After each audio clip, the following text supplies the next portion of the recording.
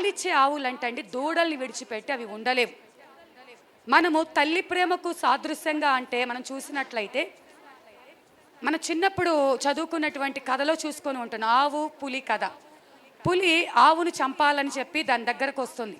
అయితే ఆ పాడి ఆవు ఆ పులిని మరి బతిమలాడుతుందంట, నా ఇంటి దగ్గర పాలు తాగే దూడ ఉంది, ఒక్కసారి నాకు అవకాశం ఇయ్యి, నేను ఇంటికి వెళ్ళి ఆ దూడకు పాలిచ్చేసి నేను మళ్ళీ తిరిగి వచ్చి నీకు ఆహారం అవుతాను, చివరిసారిగా నా పిల్లను చూసుకొని పాలిచ్చేసి మళ్ళీ పులి దగ్గరకు వస్తాను అని చెప్పి మనం ఈ కథను చదువుకొని ఉంటున్నాం చిన్నప్పుడు. అంటే తల్లి ప్రేమకు ఏంటి సాదృశ్యం అంటే అది ప్రాణం విలవిల్లాడిపోతూ ఉంటుంది. తన దూడలకి ఏదైనా అపాయం వచ్చిందంటే ముందు వెనక చూసుకోకుండా పొడి చేస్తూ ఉంటుంది. ఆవులే కాదు, ఇంకా ఏవైనప్పటికీ ఆ స్థానంలో ఏవున్నప్పటికీ కూడా అవి వెనకడుగు వెయ్యలేవు. మరి అలాంటి స్థితిలో ఉన్నటువంటి పాలిచ్చేటువంటి ఆ యొక్క దూడల్ని వదిలేసి రావాలి. తర్వాత వాటి పక్కనంటండి మరి 8వ వచనం, యెహోవా మందసమును ఆ బండి మీద ఎత్తి అపరాధముగా ఆయనకు మీరు అర్పింపవలసిన బంగారపు వస్తువులను దాని పక్కనే చిన్న పెట్టెలో ఉంచి అది మార్గమున పోవునట్లుగా విడిచిపెట్టుడి. ఎందుకు అపరాధంగా? వీళ్ళు ఏం తప్పు చేశారు? ఎందుకోసము మందసముతో పాటు కొన్ని బంగారు వస్తువులు చెల్లించమంటున్నారు, కొన్ని ఆ మందసం పక్కన పెట్టమంటున్నారు? అసలు దాని వెనక బ్యాక్గ్రౌండ్ ఏమైంది? ఏ పరిస్థితిలో వాళ్ళు అపరాధం చేశారు? వాళ్ళు ఏ తప్పు చేశారు? ఎందుకు ఇప్పుడు వాళ్ళు ఆలోచిస్తున్నారు అని కనుక మనం వెనక్కి వెళ్ళి ఆలోచించినట్లయితే 4వ అధ్యాయం వచ్చేసరికి ఇశ్రాయేలు ప్రజలంటండి ఫిలిష్తీయులతో యుద్ధమునకు వెళ్ళి ఉంటున్నారు. ఇక్కడ మనం గమనించినట్లయితే శత్రువులు మొదటగా యుద్ధమునికి రాలేదు. మీరు గమనించాల్సిన విషయము, శత్రువులు యుద్ధానికి రాలేదు, కానీ మన ఇశ్రాయేలీయులే, దేవుని బిడ్డలే ఫిలిష్తీయుల మీదకి యుద్ధానికి వెళ్ళారు. ఈ ఫిలిష్తీయులు మరి పంక్తులుగా నిలబడి అక్కడ ఇశ్రాయేలుతో యుద్ధం చేస్తే జరిగింది ఏంటంటే ఇశ్రాయేలు ప్రజలు 4,000 మంది హతులైపోయారంట. ఇశ్రాయేలు ప్రజలే చనిపోయి ఉంటున్నారు. అయితే ఈ ఇశ్రాయేలు ప్రజలు అనుకున్నారు, మేము బలవంతులం కదా, శక్తిమంతులం కదా, మేము ఓడిపోవడానికి కారణం ఏంటి అని ఆలోచించి వారు అనుకున్నారు, మా దగ్గర మందసము లేదు కాబట్టి, ఆ మందసం మా దగ్గర లేదు, యుద్ధంలో మాతో పాటు ఆ మందసం తెచ్చుకోలేదు కాబట్టి మేము యుద్ధంలో ఓడిపోయాం, ఈసారి ఆ మందసాన్ని తీసుకొని యుద్ధం చేద్దాం అనుకొని అప్పటికి కొంతమందిని పంపించి ఆ మందసాన్ని తీసుకొచ్చుకోవడానికి పంపిస్తారు. ఇప్పుడు ఆ మందసాన్ని తీసుకొచ్చాక వీళ్ళకి ఒక బలం వచ్చింది. ఇంతకుముందు అయితే మందసం లేక మేము ఓడిపోయి ఉంటున్నాము, ఇప్పుడైతే మాకు మందసము తోడుగా ఉంది కాబట్టి మేము యుద్ధంలో ఖచ్చితంగా గెలిచిపోతాము, మేము భయపడాల్సిన అవసరం లేదని సైలెంట్గా ఉన్న ఫిలిష్తీయుల మీదకు, శత్రువుల మీదకు వీళ్ళే కేకలు పెట్టి, మరి వాళ్ళే చూసినట్లయితే 5వ వచనము 4వ అధ్యాయము 5వ వచనం, యెహోవా నిబంధన మందసము దండులోనికి రాగా ఇశ్రాయేలులందరూ భూమి ప్రతిధ్వనినిచ్చినంత గొప్ప కేకలు వేసిరి. ఫిలిష్తీయులు ఆ కేకలు విని హెబ్రీలు దండులో ఈ గొప్ప కేకల ధ్వని ఏమని అడిగి యెహోవా నిబంధన మందసము దండులోనికి వచ్చేనని తెలుసుకొని, మనము 1 సమూయేలు గ్రంథము 4వ అధ్యాయము 5-6 వచనాలు మనం చూసుకుంటూ ఉంటున్నామండి. 1 సమూయేలు గ్రంథం 4వ అధ్యాయంలో మనం చదువుకుంటున్నాం ఈ లేఖన భాగము. వీళ్ళు ఏం చేసుకున్నారు, మందసం మా మధ్యకు వచ్చేసిందని కేకలు పెట్టేసి ఉత్సాహంతో భూమే ప్రతిధ్వనించే అంత సంతోషంగా వీళ్ళు కేకలు పెడుతున్నారంట. ఈ కేకలు విన్నటువంటి ఫిలిష్తీయులు వీళ్ళు ఏంటి ఇంత కేకలు పెడుతున్నారు, ఏమైంది అని చెప్పేసి చూసినట్లయితే యెహోవా మందసము దండులోనికి వచ్చిన సంగతి తెలిసిందంట. ఎవరికి తెలిసింది? శత్రువులకు తెలిసింది, ఫిలిష్తీయులకు తెలిసింది. అమ్మో, దేవుడి యొక్క మందసము వచ్చేసి ఉంటుంది, ఇప్పుడు మనము జయించలేము. శత్రువుల్లో ఒక భయము మొదలైందంట. శత్రువుల్లో ఒక భయం మొదలైంది. వాళ్ళు అనుకుంటున్నారు ఇంకా ఈ గొప్ప దేవుని ఎదుట 7వ వచనం చూసుకుంటే మరి జడిసి దేవుడు దండులోనికి వచ్చెనని అనుకొని, అయ్యో మనకు శ్రమ, ఇంతకు మునుపు వారిలాగు సంభ్రమింపలేదు, అయ్యయ్యో మహాసూరుడగు ఈ దేవుని చేతిలో నుండి మనలను ఎవరు విడిపించగలరు? అరణ్యమందు అనేకమైన తెగుళ్ల చేత ఐగుప్తులను హతము చేసిన దేవుడు ఈయనే కదా. ఫిలిష్తీయులారా, ధైర్యము తెచ్చుకొని మీరు మీకు దాసులైనట్లు మీరు హెబ్రీలకు దాసులు కాకుండా బలాఢ్యురై యుద్ధము చెయ్యుడని చెప్పుకొనిరి. ఇక్కడ మనం చాలా నేర్చుకోవాల్సిన విషయం ఉందండి. మాట్లాడేది దేవుని ప్రజలు కాదు, దేవుని ఎరిగిన జనాంగము కాదు. అయినా దేవుని శక్తిని వాళ్ళు విన్నారు. ఇదిగో ఒకప్పుడు ఐగుప్తులో నుండి ఆ ఇశ్రాయేలు బయటికి వచ్చేటప్పుడు ఏ విధంగా వారికి ఎదురుగా వచ్చిన శత్రువులను మిడతల దండులాగా ఎలా నాశనము చేశారో, ఆ గొప్ప దేవుడా, ఆ గొప్ప దేవుని మందసమా, ఇప్పుడు ఆ దేవునికి మనం ఎదురు వెళ్ళగలమా? ఆ దేవునికి ఎదురు వెళ్ళి మనము బ్రతకగలమా? ఆయన మహాసూరుడగు దేవుడు, ఆయన చేతిలో నుండి మనల్ని ఎవరు విడిపించలేరు. ఇక్కడ మీకు అర్థం చేసుకోవాల్సిందంటే, శత్రువుకు తెలుసు దేవుని యొక్క బలము. హల్లెలూయా. వాడు పూర్తిగా దేవుని బలము వాడు తెలుసుకున్నారు. దేవుని శక్తిని వారు విని ప్రత్యక్షంగా చూడలేదు, వారు విన్నారు. విన్న మాటను వారు నమ్మి, అమ్మో ఇంత గొప్ప దేవుడు మన మధ్యలోకి వచ్చి ఉంటున్నాడు, ఆయన నుండి విడిపించేది ఎవరు? అరణ్యమందు అనేక తెగుళ్ళ చేత ఐగుప్తుల్ని హతము చేసిన దేవుడు ఈయనే కదా, ఈయనే కదా. ఈ ఫిలిష్తీయులారా, ధైర్యం తెచ్చుకోకండి, ధైర్యం తెచ్చుకోండి. ఒకవేళ ఇప్పుడు మీరు ధైర్యం తెచ్చుకొని యుద్ధము చేయకపోతే మనము కూడా హెబ్రీలలాగా దాసులమైపోతాం, మనము కూడా బానిసత్వానికి వెళ్ళిపోవాల్సి వస్తుంది, మనము ఓడిపోతాము. కాబట్టి మన ఎదురుగా ఉన్నది గొప్ప దేవుడే, మన ఎదురుగా ఉన్నది మహాసూరుడే, ఆయన ఎదుట ఎవరు నిలవలేరు. అయినప్పటికీ మనము ధైర్యము తెచ్చుకొని యుద్ధం చేద్దాం అనుకున్నారు. అయితే యుద్ధం చేశారండి. అంతకుముందు మొదటగా ఎంతమంది చనిపోయారు? 4,000 మంది చనిపోయారు. ఇప్పుడు వీళ్ళు రంకెలేసి మందసము తెచ్చుకొని ఎదురుగా యుద్ధానికి వెళ్తే మనం అనుకుంటాము మన వాళ్ళే గెలిచారు, ఇశ్రాయేలీలు గెలిచారని. కానీ ఇశ్రాయేలు ప్రజలు గెలవలేదండి. అప్పుడు 4,000 మంది హతమైపోతే ఇప్పుడు 30,000 మంది కాల్బలము హతమైపోయారంట. 30,000 మంది ఓడిపోవటమే కాదు, వీరి దండులోకి వచ్చిన మందసాన్ని ఫిలిష్తీయులు వారు చెరగా తీసుకుని వెళ్ళిపోయారు. మందసాన్ని తీసుకుని, ఎందుకంటే ఈ మందసాన్ని చూసే కదా భూమి ప్రతిధ్వనించేంత కేకలు పెట్టారుగా, ఈ మందసాన్ని చూసే విర్రవీగుతున్నారు కదా. ఈ మందసాన్ని తీసుకుని వెళ్ళిపోదాం, ఈ దేవుని తీసుకుని వెళ్ళిపోదాం, అప్పుడు ఇశ్రాయేలు దిక్కులేని వారైపోతారు అని వాళ్ళు సంతోషముతో కేకలు పెడుతూ విర్రవీగుతూ వాళ్ళు వెళ్ళారు. ఇప్పుడు ఇశ్రాయేలు ప్రజలు ఎందుకు ఓడిపోయారు అంటే, వారు అనుకుంటున్నారు మందసము ఉంటే మేము అన్ని సాధించినట్టే అనుకుంటున్నారు. కానీ మందసము ఉండటం ఇంపార్టెంట్ కాదు, ఆ మందసము నివాసము చేసే దేవుని హృదయంలో భద్రపరచుకోవాలి. హల్లెలూయా.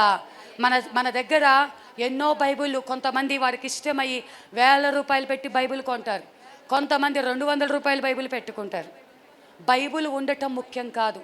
మన దగ్గర ఎన్ని బైబిల్స్ ఉన్నాయో కౌంటింగ్ కోసం కాదు, ఎన్ని వాక్యాలు మాకు తెలుసా అని చెప్పుకోవటం కోసం కాదు, మా జ్ఞానం లేక మన జ్ఞానం చూపించుకోవడానికి కాదు, మేము క్రైస్తవులమని చెప్పుకోవడానికి కాదు, మేము ఉపవాసం ఉన్నామని చెప్పుకోవడానికి కాదు.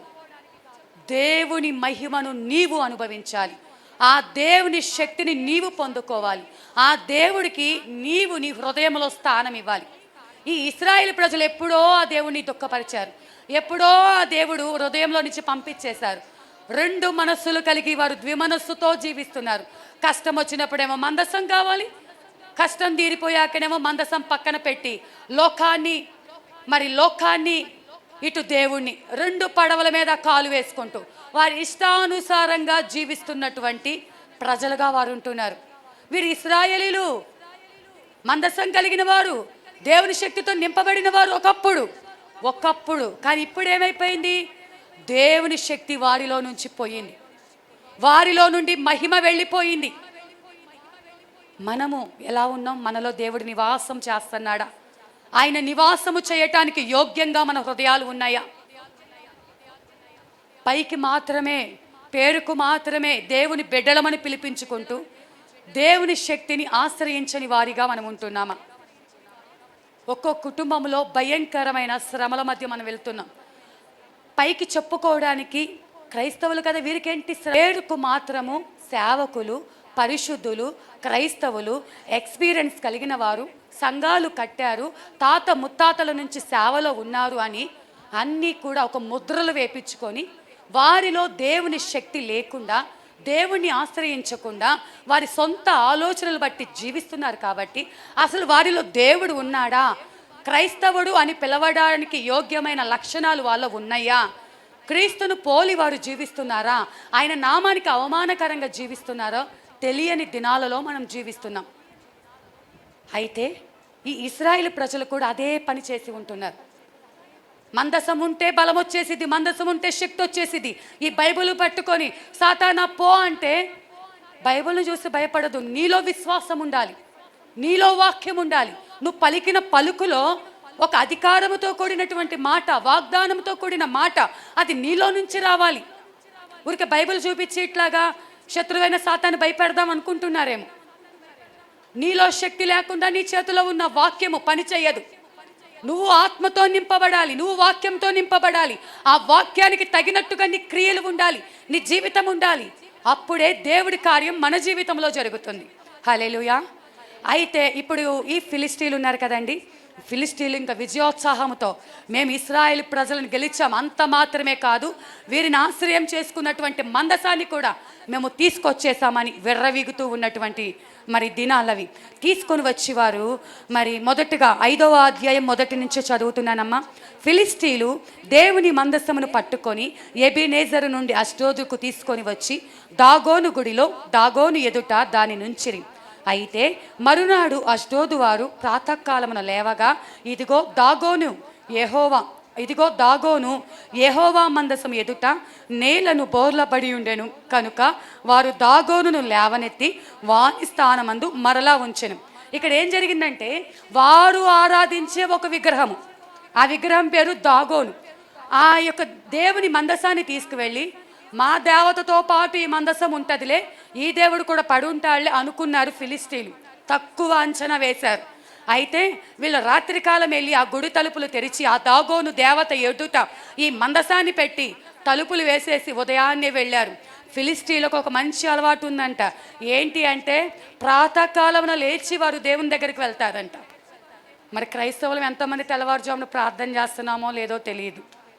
రేయి మొదటి జామున లేచి దేవుని సన్నిధిలో మొరపెడుతున్నామా? లోక సంబంధమైన వారు దేవునికి ఎంతో మరి కట్టుదిట్టమైనటువంటి ఎంతో నిష్ఠతో కూడినటువంటి భక్తి చేస్తున్నారు, కానీ మనకే ఆ భక్తి లేదు. వీరు ప్రాతకాలమున లేచి ఆ గుడి తలుపులు తెరిచారంట.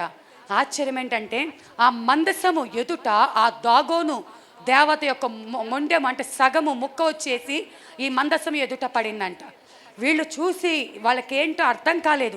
ఇది ఎలా జరిగింది? మనం నైట్ పెట్టినప్పుడు బాగానే ఉంది కదా, ఈ యొక్క బొమ్మ ఎలా పడిందని చెప్పేసి ఆ దేవత ఎలా పడిందని బాధపడి మళ్ళీ దాన్ని లేపి దాని యథాస్థానంలో నిలబెట్టారు. మళ్ళీ 2వ దినము కూడా అలాగే చేశారు.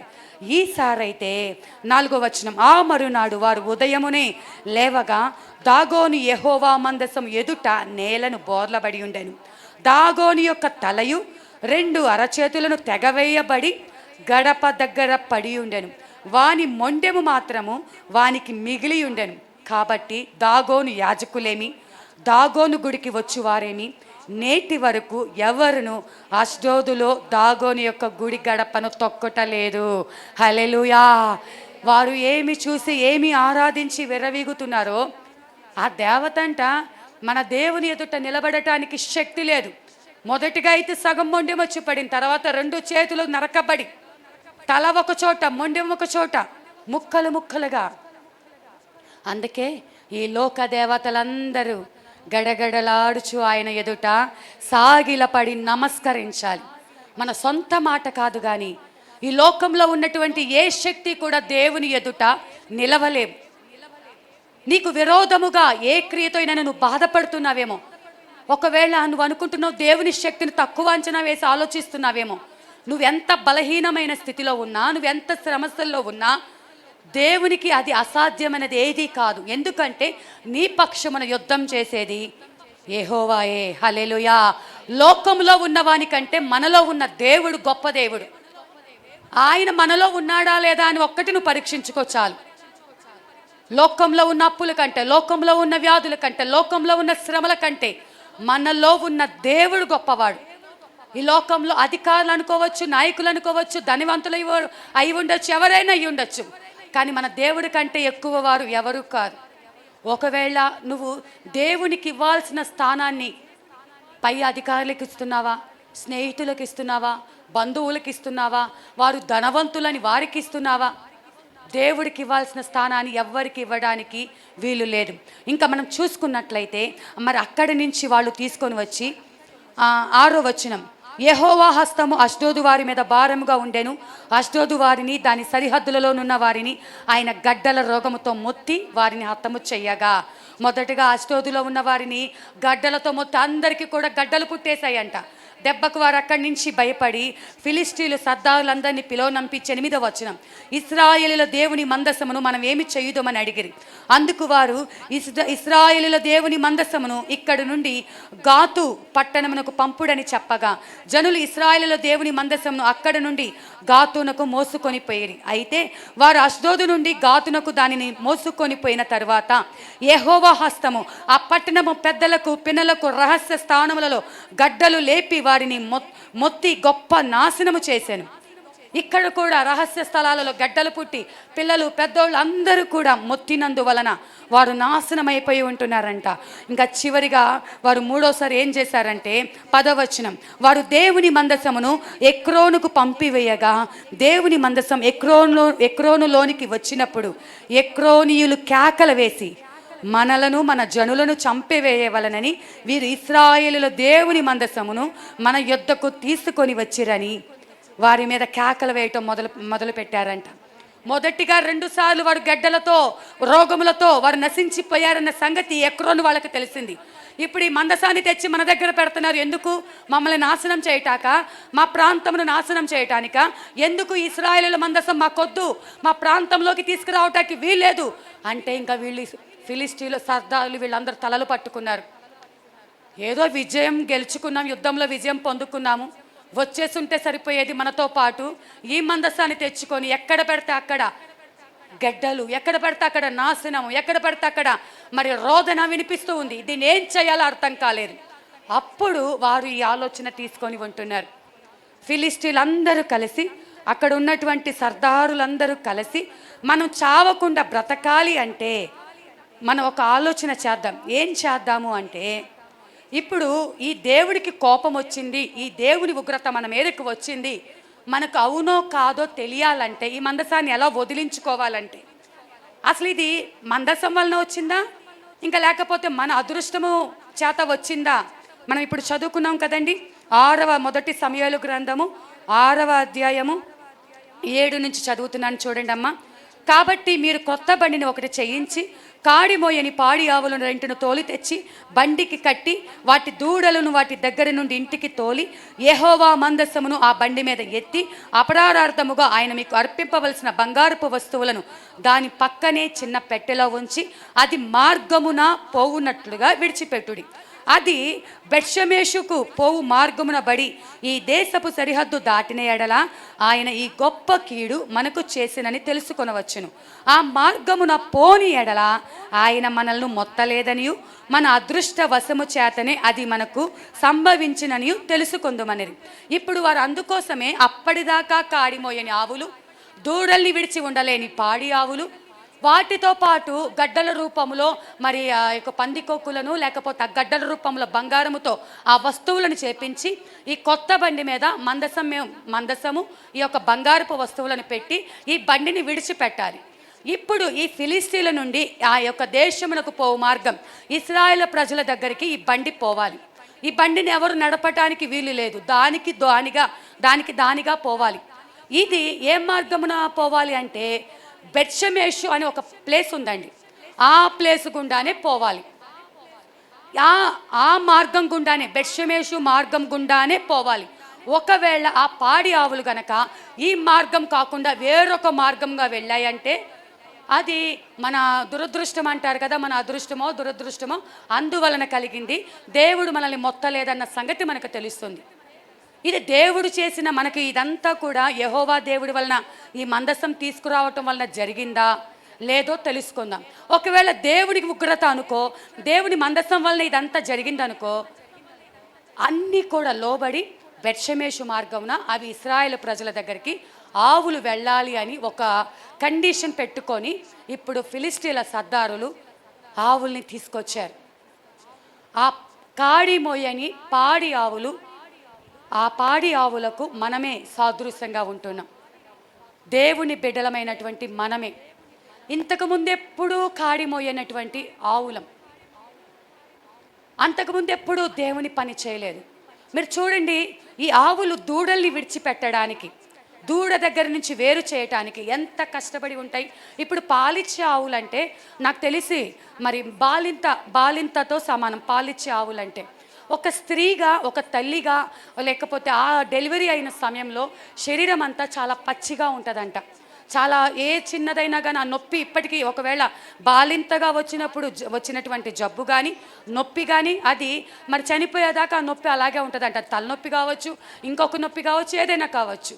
అందుకే బాలింతల్ని చాలా జాగ్రత్తగా మన పెద్దలు చూసుకుంటూ ఉంటారు. ఎందుకు ఈ మాట చెప్తున్నానంటే, ఈ పాడి ఆవు పచ్చి శరీరం కలిగినది, పిల్లలకు పాలిస్తుంది. ఆ యొక్క కాడి ఆ మెడ మీద పెట్టినప్పుడు ఎంత నొప్పి భరించి ఉంటుంది. పోనీ అలవాటు ఉందా అంటే అప్పటికి అసలు అలవాటే లేదు దానికి. అది ఓకే, సరే పెట్టుకుంది, దూడల్ని విడిచిపెట్టి వచ్చింది. ఆ దూడలు ఎలా కేకలు పెట్టుంటే ఎంతమంది బలాఢ్యులనైనా ఆవులు తోసివేసి వెనక్కి రాగలవు. ఆవులకు ఆ శక్తి ఉంది. దూడల కేకలు విని, ఆ యొక్క అరుపులు విని అవి పరిగెత్తుకుంటా అక్కడ ఉన్న ప్రజలను తోసేసుకొని వెళ్ళిపోవచ్చు. అలా వెళ్ళలేదు. ఇంకొకటి, అవి ఎప్పుడూ వెళ్ళని మార్గం, ఆ మార్గంలో అవి ఎప్పుడు కూడా ప్రయాణం చేయలేదు. వాటికి ఏమైనా రూట్ మ్యాప్లు తెలుసా అండి? మ్యాప్ పెట్టుకుని ఆ మార్గం గుండే పోవాలి అనుకోవడానికి. కానీ దేవుడి చిత్తంలో దేవుడి కార్యాలు ఎలా ఉంటాయంటే, దేవుడు తాను ఏర్పాటు చేసుకున్న విధానం చేత క్రొత్త బండిని చేయించారు. ఆవులు దేవుని మాటకు లోబడ్డాయి. ఆవులకు తెలుసు, మేము ఈ యొక్క పిల్లల్ని విడిచిపెట్టి దేవుడు పని చేయటానికండి, మన కుటుంబము, మన రక్త సంబంధికులు, మన శరీరము పని చేయటానికి వీల్లేదు. అవి ఆవులు నొప్పి కలుగుతాయి, బాధ కలుగుతాయి. తనకి నొప్పి కలుగుతుందని ఆవులు లోబడకుండా ఉండలేదు. మనమేం చేస్తున్నాం? చిన్న కష్టం వస్తే, చిన్న బాధ వస్తే దేవుని పనికి దూరంగా బ్రతుకుతున్నాం. ఆ బాధ మేము భరించలేము, అక్కడ అంతసేపు కూర్చోలేము, మేము ఉపవాసాలు ఉండలేము. కానీ ఆవులు మనలాగా చేయలేదంట, ఆ నొప్పిని భరించాయంట. ఇంకో పక్క తల్లి ప్రేమ లాగుతూ ఉంది. ఆ దూడలు కేకలు పెడుతుంటే మనకి సేవ చేయడానికి, సేవకు సంపూర్ణంగా రావడానికి, ఇంకేదైనా కార్యం చేయడానికి లేక పిల్లలు పుడితే, లేక 5 ఏళ్లకో 6 ఏళ్లకో 10 ఏళ్లకో పిల్లలు పుడితే, ఏమ్మా నువ్వు దేవుని సన్నిధికి రావట్లేదండి, పిల్లలు ఏడిపిస్తున్నారండి, పిల్లలకి వంట చేసుకోవాలండి, పిల్లలకి ఆహారం పెట్టుకోవాలండి, నా భర్త అండి, నా పిల్లలండి, నా తల్లిదండ్రులండి, నా చదువు అండి, ఏవేవో సాకులు చెప్తున్నాం. దేవుడి పని చెయ్యటానికి ఏ బంధము నీకు అడ్డు రాకూడదు. దేవుడి తర్వాతనే సమస్తము. ఆయన యొక్క కాడి మోసి ఆ మందసము గుండా ప్రయాణం చేయటానికి, ఆ మందసము పెట్టుకొని ప్రయాణం చేయటానికి. సరే, ఈ రెండు ఓకే. ఇప్పుడు అవి బరువును మోస్తూ బయలుదేరి వెళుతున్నాయి. ఏదో ఇప్పుడు బయలుదేరి ఒక గంటకి గమ్యానికి వెళ్ళలేవు, కొన్ని రోజుల ప్రయాణం చేయాలి. ఈ వెళ్తున్న ప్రయాణంలో 2 ఆవులు, పాడి ఆవులు 2 కావాలి. ఈ రెండిటికి ఏం కావాలి? ఒక్కటే మనసు కావాలి.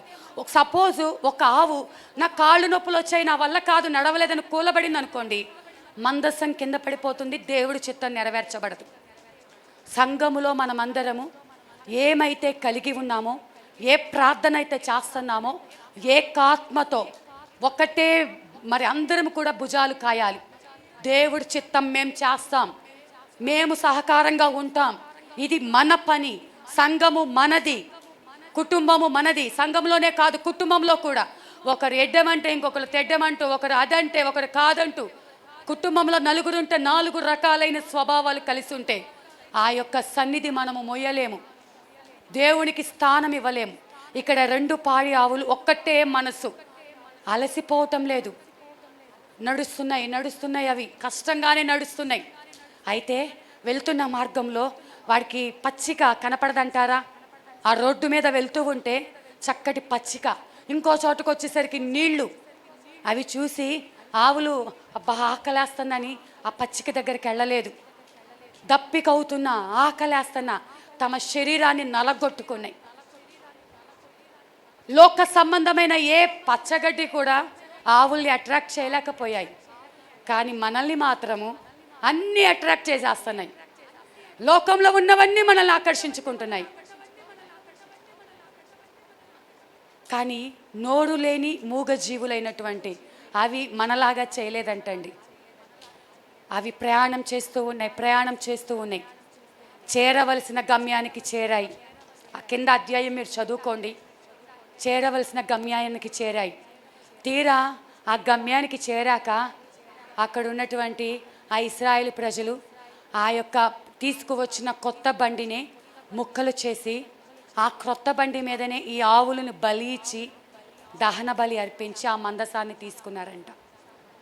ఆవులకు తెలుసు, మేము మా పిల్లల్ని విడిచిపెట్టి మా శరీరాలను నలగొట్టుకొని సమస్తముని విడిచిపెట్టి ఆకలిని తట్టుకొని మేము మునిపెన్నడూ వెళ్ళని క్రొత్త మార్గం గుండా ప్రయాణం చేస్తున్నాం.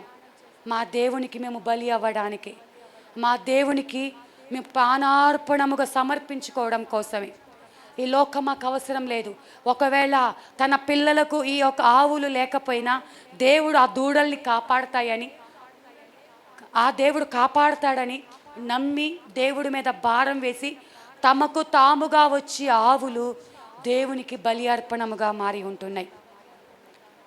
దేవుని బిడ్డలమైనటువంటి మనము ఏమి వదిలిపెట్టుకుంటున్నాము? నోరు లేని ఆవులకే దేవుడి చిత్తం చేయాలి, దేవుడు కాడి మొయ్యాలి, ఆయన పని నెరవేర్చాలి. ఎందుకంటే ఫిలిష్తీయులకు తెలియాలి, ఇది దేవుని వలన కలిగిన కార్యము, మనుషుల వలన కలిగినది కాదు, వాళ్ళ అదృష్టవశము చేత కలిగినది కాదు. దేవుడే వారికి ముత్తాడు, దేవుడే వారికి నాశనమునకు అప్పగించి ఉంటున్నాడు. ఇశ్రాయేలు ప్రజలలో లోపం ఉందని వారు ఓడిపోయారు తప్ప వారి నుంచి పూర్తిగా వెళ్ళిపోలేదు. మీకు కొన్నిసార్లు శ్రమ వచ్చినంత మాత్రాన దేవుడు మిమ్మల్ని పూర్తిగా విడిచిపెట్టాడని కాదు. అప్పుడప్పుడు మీకు దెబ్బలు తగిలాయి, అప్పుడప్పుడు మీకు కన్నీరు, అప్పుడప్పుడు మీకు వ్యాధులు, అప్పుడప్పుడు మీకు బాధ. ఇదంతా ఎందుకోసం అంటే దేవుడి చిత్తం తెలుసుకోవడానికి, దేవుని మహిమతో నువ్వు నింపబడటం కోసం. ఇప్పటికైనా నువ్వు సరి చేసుకొని దేవుని ఆత్మతో నింపబడతావని. కానీ నీ మీద కోపం ఉండి నీ నుండి పూర్తిగా వెళ్ళిపోడండి. ఒకవేళ నీ నుండి పూర్తిగా దూరం అయ్యేటట్టయితే ఆ ఫిలిష్తీయుల దగ్గరే ఉండొచ్చుగా. ఆయన మనల్ని విడిచిపెట్టి ఉండలేదండి. తప్పు చేశామని ఆయనకు దూరం అయ్యామని, ఆ విధము చేతనైనను మనల్ని తన దగ్గరికి తీసుకోవాలని, మనలో పశ్చాత్తాపము రావాలని, ఇంకా దేవునికి దగ్గరగా బ్రతకాలని ఆయన అప్పుడప్పుడు మనల్ని శ్రమల గుండా, ఓటమి గుండా, బాధల గుండా నడిపిస్తూ ఉంటాడు. కానీ తిరిగి శత్రువులకు వెన్నులో వణుకు పుట్టించి తన బిడ్డల పక్షమున నిలబడే దేవుడని, తన ప్రజల కోసం ఏమైనా చేయగలడని ఆయన యొక్క శక్తిని చూపించి తిరిగి తన ప్రజల దగ్గరికి మందసముగా దేవాది దేవుడే దిగి వచ్చి ఉంటున్నాడు. హల్లెలూయా. ఈ దినమున మనం నేర్చుకోవాల్సింది ఏంటంటే దేవుడు మనల్ని ఎంత ప్రేమిస్తున్నాడు. దేవుని సన్నిధికి వస్తున్నాం, ఎన్నో సంవత్సరాల నుంచి భక్తి చేస్తూ ఉన్నాం, కానీ దేవుణ్ణి ఆశ్రయించి బ్రతుకుతున్నామా? ఆయన రూపములోకి మార్చబడ్డామా? ఆయన గుణలక్షణాలు కలిగి ఉన్నామా? ఆయన పోలికలో మన పద్ధతులు, మన మాటలు, క్రియలు ఉంటున్నాయా? లోకానికి కలిసిపోయి మనం జీవిస్తున్నామా?